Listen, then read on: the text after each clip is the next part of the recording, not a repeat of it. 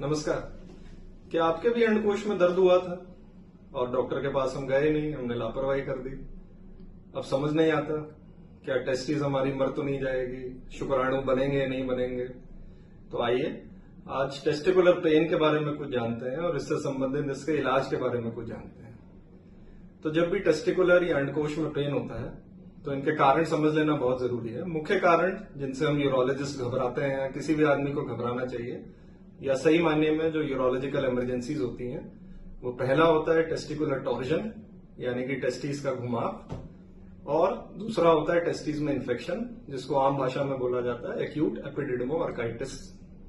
हाँ, और छोटे मोटे कारण हो सकते हैं, जैसे आपको किडनी में स्टोन है या यूरेटर में स्टोन है, उसका पेन भी टेस्टिस में जा सकता है। आपको अगर टेस्टिस के आसपास पानी भरा हुआ है जिसको हाइड्रोसील कहते हैं, उसमें भी टेस्टिस में दर्द हो सकता है। तीसरा कारण, अगर आपको हर्निया है, इंग्वाइनल हर्निया, उसमें भी टेस्टिस में पेन हो सकता है। और चौथा कारण, अगर वेरिकोसील है यानी कि अगर टेस्टिस की नसें फूल गई हैं तो उसमें भी टेस्टिस में दर्द हो सकता है। बट सबसे इंपॉर्टेंट कारण टेस्टिकुलर टॉर्जन, जो कि यूजुअली एडोलेसेंट एज ग्रुप में होता है। और इसमें क्या होता है कि टेस्टिस है, एक रस्सी या धागे के जरिए पेट से लटक रही होती है। तो किसी भी कारणवश अगर ये धागा घूम जाए या ये टेस्टिस घूम जाए तो आप ये सोचिए घर का पर्दा है और वो पर्दा घूमता चला जाता है।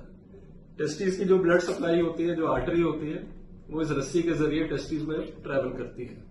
तो अगर ये रस्सी घूम जाएगी, टेस्टिस की आर्टरी घूम जाएगी और टेस्टिस के अंदर एडिक्वेट ब्लड फ्लो नहीं जाता है। तो ये सही मायने में एक इमरजेंसी है। यदि आप एक एडोलेसेंट हैं, आपको सीवियर अंडकोश में पेन हुआ, नौसिया हुआ, वॉमिटिंग हुई, तो तुरंत इमरजेंसी में जाना चाहिए, अपने यूरोलॉजिस्ट से संपर्क करना चाहिए और अल्ट्रासाउंड करके हम ये देख सकते हैं कि टेस्टिस घूमी तो नहीं हुई और टेस्टिस में ब्लड की सप्लाई जा रही है कि नहीं जा रही। और अगर टेस्टिस घूम गई है और टेस्टिस की ब्लड सप्लाई खत्म हो रही है या कम हो रही है तो तुरंत इसका ऑपरेशन करना अनिवार्य है।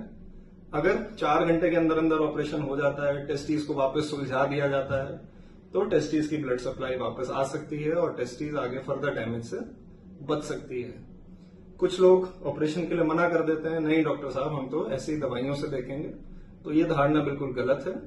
अगर एक बार 4 घंटे के ऊपर का समय बीत जाता है या टेस्टिस की ब्लड सप्लाई चली जाती है तो फिर कुछ नहीं कर सकते हैं और फिर टेस्टिस डेड हो जाती है, इससे शुक्राणु नहीं बनते, तो आगे आपको फर्टिलिटी में प्रॉब्लम्स आ सकती है। दूसरा, अगर पेन का इंपॉर्टेंट कारण समझें, जो कि एक्यूट एपिडिडमोआर्काइटिस, जो कि एडोलेसेंट्स में भी हो सकता है और बुढ़ापे में भी हो सकता है। बुढ़ापे में होता है क्योंकि गदूद यानी प्रोस्टेट के इश्यूज होते हैं, पेशाब करने में दिक्कत होती है, पेशाब निकलने में समस्या होती है, यूरिन का बैक प्रेशर होता है जिससे कि टेस्टिस की सूजन आ जाती है, टेस्टिस में इन्फेक्शन हो जाता है।